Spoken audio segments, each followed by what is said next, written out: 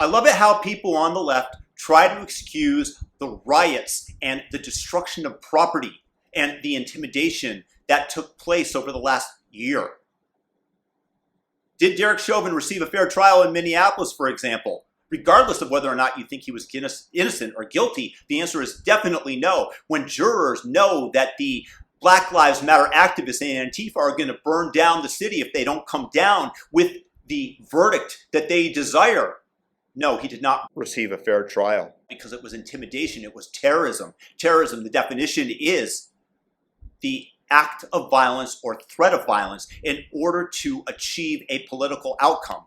That is definitely defines Black Lives Matter. Black Lives Matter, terrorist organization, no doubt about it. Antifa, terrorist organization, once again. And in terms of the fact that I go online and I see people saying, well, you know that 90% of the Black Lives Matter protests were nonviolent and non-destructive to commercial property or private property. Only 10% were.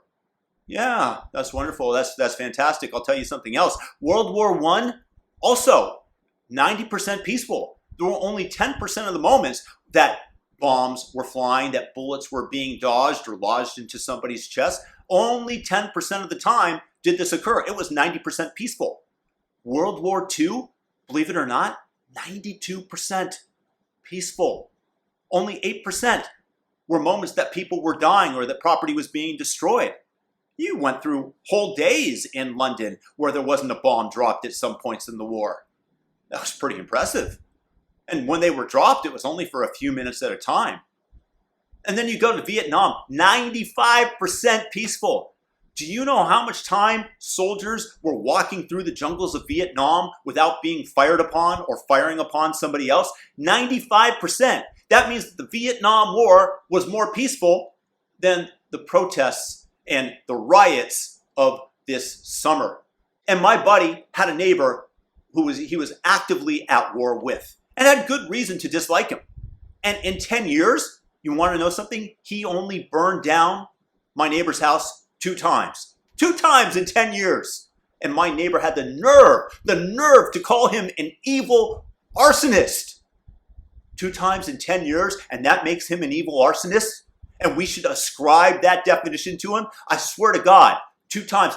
That is 99.999% peaceful.